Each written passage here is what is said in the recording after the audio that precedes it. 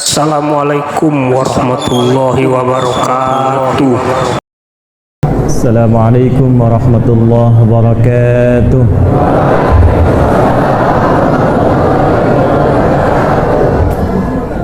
Alhamdulillahi rabbil alamin. Wassalatu wassalamu ala rasulillahil karim Nabiyyina wa sayyidina Muhammadin wa ala alihi wa sahbihi wa dhurriyyatihi wa ummatihi ila yaumiddin wa ba'd. Yang kita hormati, kita muliakan seluruh buya, tuan guru, para asatidzah, para ulama yang menghadiri pengajian kita di malam hari ini. Kita doakan semoga seluruh buya-buya kita, ulama kita, baik di Payakumbuh ataupun di Sumbar pada umumnya, dijaga, dilindungi dan diikhlaskan oleh Allah Subhanahu wa taala sehingga dapat mencerahkan seluruh masyarakat dan menguatkan persatuan dan kesatuan yang kita tercintai. Yang kita muliakan seluruh DKM hadir bersama kita saat ini, ada dari TNI dan Polri juga. Terima kasih membersamai. Kita doakan semoga seluruh abdi negara di TNI dan Polri dilindungi oleh Allah, diberikan kekuatan dan kesehatan dalam menjaga negeri ini. Keluargaku, jamaah sekalian yang saya cintai, malam hari ini insyaallah kita akan belajar dengan singkat dan padat tentang sesuatu yang sangat penting, yang menentukan kebahagiaan, kesuksesan, kenyamanan hidup kita di dunia sampai akhirat. Kita sering berdoa supaya sukses dunia akhirat, tapi jarang diantara yang berdoa itu mewujudkan doanya lewat perilaku dan ikhtiarnya. Adik-adik yang kuliah berdoa ingin lulus tapi tak pernah belajar, tak mungkin lulus. Yang berdagang berdoa supaya untung dan sukses tapi tak pernah mau buka tokonya, tak akan sukses. Demikian kita selalu berdoa, Rabbana atina fid dunya wa fil akhirati wa qina, tapi tidak pernah menunjukkan doa kita itu bagaimana berperilaku hasanah di dunia supaya hasanah di akhirat dan terbebas dari ancaman neraka. Untuk itulah insyaallah malam hari ini kita belajar dengan cepat dan singkat, tapi sebelumnya saya ingin bacakan satu hadis yang diteruskan informasi ini dari sahabat Abu Darda radhiyallahu taala anhu, kemudian dicantumkan oleh Imam Ibnu Majah dalam sunannya, yang hadis ini nanti akan memberikan semua nilai yang sama untuk para penuntut ilmu, baik yang ada di dalam masjid, di lantai dasar, di atas, di luar, supaya tidak merasa bahwa saya di luar kalau tak bisa lihat ustaz berkurang pahala saya atau sedikit keutamaan saya. Maka hadis ini insyaallah memberikan penilaian yang sama bergantung pada keikhlasan dan niatnya.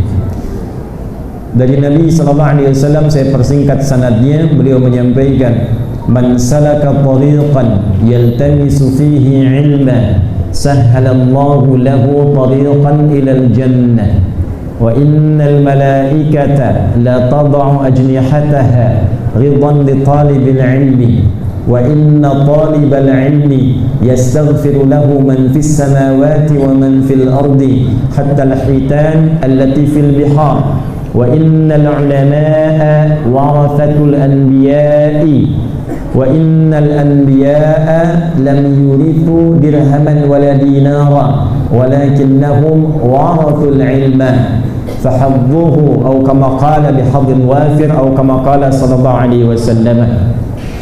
Man, siapapun, ismun mausulun yadullu ala al-fardiyatil 'ammiyah, kata sambung menunjuk pada objek secara tunggal, sifatnya umum. Jadi ditawarkan oleh Nabi kepada siapapun. Kalau kita temukan ada ayat, ada hadis menunjuk pada kita dibuka dengan man, maka kata para ulama, berkata sebagian, posisikan kata itu untuk kita secara personal. Saya baca hadis ini, rasakan hadis ini Nabi beri pesan untuk saya, wahai Adi Hidayat. Nah, sekarang tangkap man ini oleh bapak ibu masing-masing. Man, siapapun. Nah, saya agak kurang cocok menerjemahkan barang siapa ya. Kan suka ada diterjemahkan barang siapa. Saya agak kurang cocok karena sampai sekarang saya di Istiqlal, saya belum temukan itu barang milik siapa. Jadi man siapapun, laki-laki, perempuan, besar, kecil, tua, muda. Sekarang yang di dalam masjid, di luar masjid, di parkiran, dekat oto, dekat Honda, dekat dengan tiang, dimanapun. Salaka tariqan yaltamisu fihi ilman. Dia meluangkan waktunya, tenaganya, fikirannya, hartanya dengan satu tujuan, menuntut ilmu walaupun melalui jalan yang tidak mudah. Nabi tidak mengatakan man salaka syari'an, tapi man salaka tariqan. Tariq itu jalan yang tidak mudah, kecil berliku, luas pun padat. Tidak mudah untuk bisa datang ke sini. Ada menembus kepadatan, ada kadang saling berdesakan. Apakah dalam berdesakan menuntut ilmu ada pahalanya? Apakah dalam lelah ada jaminannya? Maka perhatikan kalimat Nabi ini, man salaka tariqan yaltamisu fihi ilma. Siapapun yang meluangkan waktunya, tenaga fikirannya untuk menempuh jalan yang tidak mudah demi mendapatkan pengetahuan yang menguatkan agamanya, sahhalallahu lahu tariqan ilal jannah. Kalau di dunia dia berpadat-padat sulit menempuh jalan itu untuk mengenal Allah lewat ilmu, maka akan diperintahkan oleh Allah pada malaikat, catat malaikat siapapun orang itu, besar, kecil, tua, muda, laki-laki, perempuan, duduk dimanapun dengan keikhlasan dan niatnya, catat untuk meringankan langkahnya saat hisab di akhirat langsung menuju surga Allah Subhanahu wa ta'ala. Wa innal malaikata, dan Allah perintahkan, dan sungguh seluruh malaikat itu ada yang ditugaskan oleh Allah, la tada'u ajnihataha ridan li talibil ilmi, untuk membentangkan sayapnya memberikan ridha pada para penuntut ilmu. Jadi kalau sudah masuk di majlis ilmu, walaupun buyanya, kiainya, ustadznya belum datang, isi dengan zikir minimal doa. Karena ada malaikat khusus diperintahkan oleh Allah, hadisnya sahih, untuk membentangkan sayapnya, memberikan ridha. Ridhanya malaikat minimal mendapatkan dua hal. Yang pertama, al-istighfar, permohonan ampunan kepada Allah. Itulah sebabnya banyak dulu para ulama yang memberikan wasiat kepada ahli maksiat, kalau ingin tobat datangi majlis ilmu. Ada kisah viral yang kelak diabadikan di Quran surah keempat An-Nisa di ayat yang ke-100. Ada pelaku maksiat, dosanya sudah banyak, dia pernah membunuh, dia mabuk, dia berperilaku kriminal. Tiba-tiba dia ingin taubat. Ingat ya, sejahat apapun manusia, sepanjang nyawanya masih di badan, belum sampai kerongkongan, dia masih berhak mendapatkan keadilan Allah untuk meraih hak taubatnya. Jadi jangan pernah kita menyimpulkan celak bagi orang yang masih hidup. Doakan. Ya, Fir'aun pun se-Fir'aun-Fir'aunnya. Catat tuh ya. Fir'aun se-Fir'aun-Fir'aunnya tuh. Pernah mengaku Tuhan, menantang langsung. Tapi Allah tetap adil memberikan haknya. Diberikan kesempatan sampai rohnya di kerongkongannya. Dikirimkan dua orang nabi dengan mukjizat yang nyata supaya kenal Allah. Cuma sayang Fir'aunnya menolak. Ya. Jadi kalau Anda tidak sekuat Firaun, tidak sehebat Firaun, jangan ikut-ikut seperti Firaun. Maka di sini masih punya hak. Kalau hak itu digunakan, sebagian ulama menyarankan pergi ke tempat majlis Syekh fulan, ulama fulan, buya fulan, Datang orang ini di perjalanan, belum sampai ke majlisnya, tiba kemudian di pertengahan hanya lebih 1 jengkal, ajalnya tiba dan meninggal dia, wafat. Maka apa yang kemudian difirmankan oleh Allah sebagai berita yang kelak, kisah ini pun dirangkum di Quran surah keempat An-Nisa ayat ke-100. Wa may yuhajir fi sabilillah yajid fil ardi muraghaman katsiran wa sa'ah. Wa may yakhruj min baitihi muhajiran ila Allah wa rasulihi thumma yudrikul maut faqad waqa'a ajruhu 'ala Allah.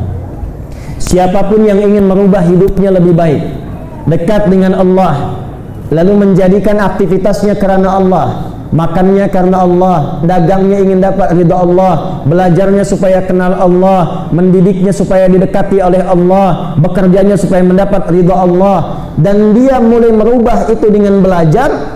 Setelah pulang dari majlis ilmu masih hidup, ada ajalnya masih panjang, oleh Allah akan dirubah kehidupannya. Satu, ketenangannya ditambahkan pada hatinya. Yang kedua, dibuka pintu hidup yang baru yang lebih berkah. Jadi kalau datang ngaji jangan berharap dapat dunia. Ciri pertama berhasil ngajinya itu hati menjadi semakin tenang, imannya bertambah, ilmunya meningkat. Setelah itu terjadi perubahan hidup. Dunia sementara, besok lusa kita meninggal dunia. Tapi yang terjadi ada perubahan yang kita bawa. Kalaulah pun keluar dari rumah, wa may yakhruj min baitihi, dia keluar dari rumahnya dengan niat untuk mendekati Allah, berubah hidupnya, ingin jadi lebih baik, apapun profesinya. Ketiba kemudian ingin dekat dengan Allah, ingin ikut petunjuk Nabi, belum sampai ke majlisnya, maut datang lebih cepat dari apa yang dia duga, meninggallah di pertengahan. Faqad waqa'a ajruhu 'ala Allah. Ternyata walaupun belum sampai ke majlis ilmu, pahalanya sudah dituliskan. Di antara pahala itu ampunan yang didapatkan oleh penuntut ilmu ini akibat dari doa yang disampaikan oleh malaikat merespon istighfar penuntut ilmu ini.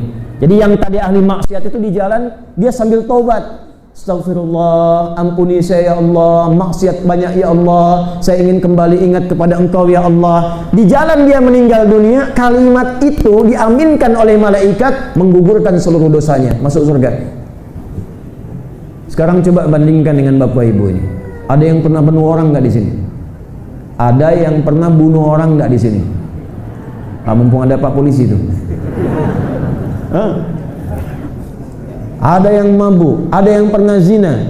Ini ada orang perilaku kriminal, bunuh 100 orang, mabuknya khatam, zinanya dikerjakan, dia taubat mendatangi majlis ilmu, belum sampai dapat ampunan Allah, digugurkan dosanya. Jadi kalau Anda sudah sampai di sini, duduk, menyimak, sampai belum juga dapat ampunan Allah merubah kehidupan kita, maka dengan cara apa lagi Allah mengampuni dosa-dosa kita? Maka bagian yang pertama di antara sunnahnya isi dengan istighfar. Maka malaikat akan mengatakan, amin ya Allah, ampuni si fulan, ampuni si fulana, ampuni si fulan, ampuni si fulana. Yang kedua, mengaminkan doa yang dimohonkan. Maka sunnahnya, kalaupun belum datang, isi dengan doa minta. Boleh jadi di antara sekian doa yang belum terkabul itu, mustajabnya di majlis ilmu.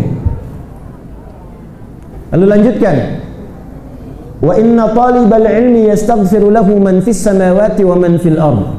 Dan kalaulah penuntut ilmu mengetahui sejak dia melangkahkan kaki dari tempat dia menetap, datang ke majlis ilmu sampai dia pulang, maka penduduk langit dan bumi sampai ikan-ikan yang ada di lautan memohonkan ampunan kepada Allah khusus untuk orang-orang itu. Hanya ini perkara gaib. Ya, kalau mau dicari tinggalkan majlis ilmu, datang ke laut, kosong majlisnya nanti. Okay? Terakhir, ini poinnya. Majlis yang bagaimana yang melahirkan fadilah, keutamaan-keutamaan tadi, majlis yang diisikan oleh para ulama yang punya 4 sifat, kata Imam Nawawi. Imam Nawawi itu nanti mengarang kitab At-Tibyan, mengarang kitab Al-Arba'in 42 hadis, Riyadhus Shalihin 1896 hadis, mensyarah Sahih Muslim 9 jilid, di kitab At-Tibyan sebagai pembuka adab penuntut ilmu, beliau mengatakan kurang lebih demikian: wala yata'allamu illa mimman takammalat ahliyatuhu. 1. Wa dhaharat diyanatuhu. 2. Wa tahaqqaqat ma'rifatuhu. 3. Washtaharat siyanatuhu. 4. Paham? Tidak. Dan tidaklah penuntut ilmu menemukan ulama untuk belajar. Yang disebut ulama itu ada 4 sifat, kata Imam Nawawi. Kalau menemukan yang seperti ini, maka inilah yang disebut warathatul anbiya. Yang pertama, takammalat ahliyatuhu, pakar di bidangnya. Jadi kalau bapak dan ibu ingin belajar tafsir, cari yang pakar tafsir. Bapak ibu ingin belajar hadis, cari yang betul-betul paham hadis. Bapak ibu ingin belajar mengaji Al-Quran, cari orang-orang yang memang sudah khatam ilmu tentang Al-Quran. Karena nanti akan tiba masanya orang-orang tak berilmu bisa mengajar, orang-orang tidak berilmu bisa memberikan fatwa. Ittakhadhan nasu ru'usan juhala fasu'ilu fa'aftau fadallu wa adallu. Akan tiba, kata Nabi, satu masa orang-orang tidak jelas tiba-tiba tampil menjadi pengajar, gelarnya menjadi banyak, dan ada fansnya, ada pengikutnya, ada subscribernya. Anehnya banyak ditanya, banyak diminta pendapat, kemudian diberikan fatwa, fatwanya sesat dan menyesatkan. Memberikan fatwanya salah, orang-orang pun ikut salah. Maka catatan yang pertama, kalau ingin cari ulama yang betul, cari pakar, cari di bidangnya. Kalau kata Imam Muslim, coba usahakan yang ada sanadnya, sehingga ilmunya benar terjaga sampai ke Rasulullah SAW. 2. Wa dhaharat diyanatuhu, tampak ketakwaan dan ketaatannya kepada Allah. Bagus agamanya.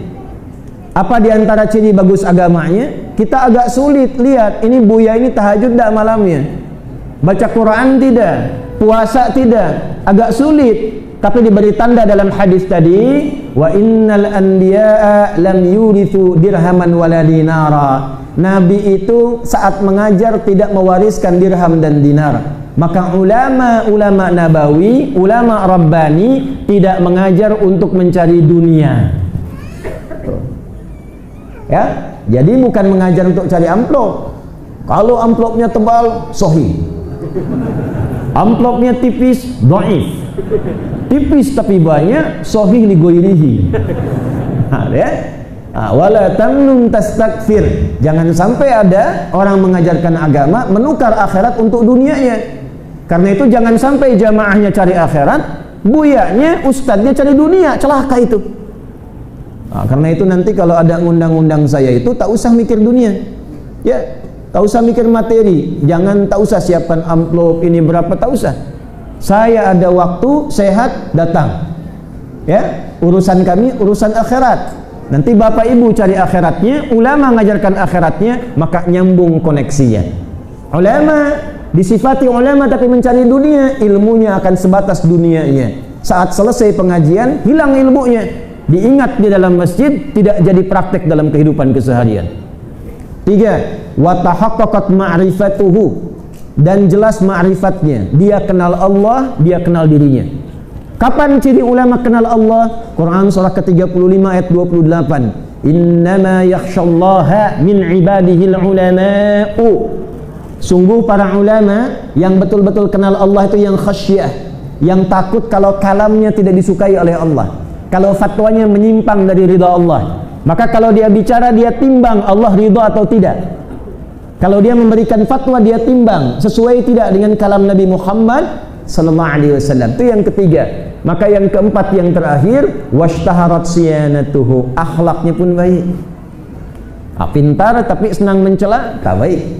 Nanti melahirkan murid yang senang mencela. Kalau muridnya pandai mencela, setiap kali beramal hilang pahalanya. Bapak sholat sekarang keluar, ya, mencela orang lain, itu pahala sholatnya langsung ditransfer kepada yang dicela.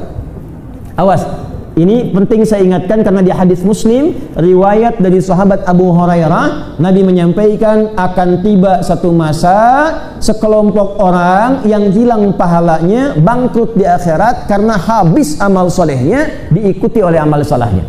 Ya'ti yaumal qiyamati bi salatin, ada sekelompok orang datang di hari kiamat dengan pahala salatnya banyak. Wasyamin, rajin puasa.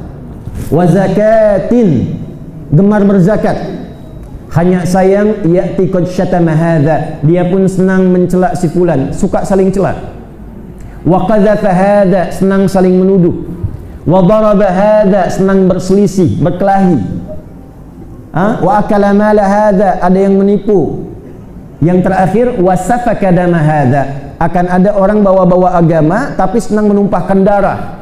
Tembak ini, bom ini, hancurkan ini tanpa standar yang dibenarkan oleh syariat.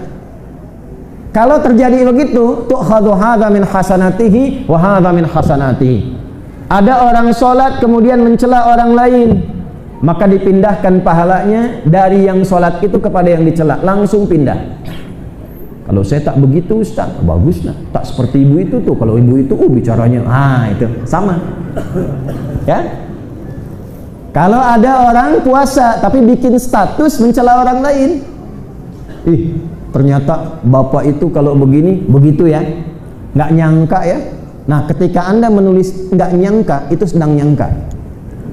Orang yang berkata nggak nyangka pada hakikatnya sedang nyangka. Nah, itu dipindahkan pahala puasanya kepada yang disangka tadi. Jadi yang tersangkanya berubah kepada orang yang terlihat puasa. Puncaknya apa? Akan ada orang-orang mengajarkan kekerasan yang tidak dibenarkan oleh agama. Awas, hati-hati itu yang lebih parah. Kalau ada korbannya orang beriman dan meninggal, itu langsung diganjar dengan 5 ancaman. Di Quran surah An-Nisa di ayat ke-94, wa may yaqtul mu'mina muta'ammida, siapa yang merencanakan pembunuhan secara berencana, bagaimanapun caranya, korbannya walau cuma satu orang dan ternyata orang beriman. 1. Fajazauhu jahannam, dia telah pesan tempat kapling di neraka jahannam, khalidan fiha, kekal di dalamnya. Wa ghadiballahu alaihi, 3 Allah murka kepadanya. 4 wala'anahu, dilaknat, sudah masuk neraka jahannam dilaknat. 5 wa a'adda lahu 'adzaban 'azima, dan dijanjikan siksa berlipat. Itu hati-hati ya. Kalau ada satu aliran kelompok pengajian ngajak-ngajak pada kekerasan ya sampai melahirkan korban nyawa, langsung tinggalkan. Ingat hadis Nabi ini. Dulu pernah kejadian bom di Jalan Tamrin.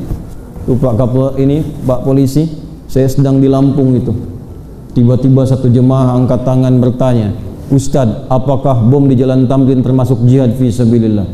Saya bilang, "Mas, jihad fisabilillah itu sependek pengetahuan saya jihad di jalan Allah, bukan di Jalan Tamrin." Oh gitu ya Ustadz. Balik ke hadis tadi. Jadi kalau kita belajarnya insyaallah malam ini baik, niatnya benar, kemudian jadi orang baik semua, insyaallah walaupun tiba ajal kita di malam ini, mudah-mudahan dicatatkan dalam hadis yang disebutkan oleh Nabi SAW tadi. Kalau ajal kita masih panjang, mudah-mudahan siapapun yang mengaji malam hari ini hidupnya dirubah lebih baik, terbuka kehidupan yang berkah, dan dijaga oleh Allah husnul khatimah. Dan tidak cukup dengan amin, kita mulai materi kita ya. Yang tadi mukaddimah ya Bu ya, sekarang kita mulai ngajinya ya. Alhamdulillah. Sampai jam berapa kita Bu? Ya insyaallah. Silahkan sampai subuh, saya jam 10 pulang ya. Ya, nanti kita bagi, malam ini tausiah, besok kita tanya jawab ya, insyaallah. Bismillahirrahmanirrahim. Apakah yang menyelamatkan seseorang, membahagiakan, menyukseskan dalam hidupnya di dunia sampai akhirat? Bapak dan Ibu sekalian, sebagai seorang muslim kita berkeyakinan Tuhan kita Allah, Nabi kita Nabi Muhammad sallallahu alaihi wasallam, kitab kita apa? Al-Qur'an. Ingat-ingat itu ya, karena itu nanti pertama yang ditanyakan di alam kubur. Ya, man rabbuka, kan? man imamuka, ya, man nabiyuka, ma imamuka. Bapak Ibu nggak usah hafalkan, nanti keluar sendiri, ya. Nggak usah dipakai zikir. Kalau kita bahas yang malam ini diamalkan tuh keluar sendiri. Maka kalau kita yakin Tuhan kita Allah, konsekuensinya kita harus meyakini semua yang disampaikan oleh Allah dan mengamalkan itu, mempraktekkan itu dalam kehidupan. Itu bukti ketuhanan kita kepada Allah.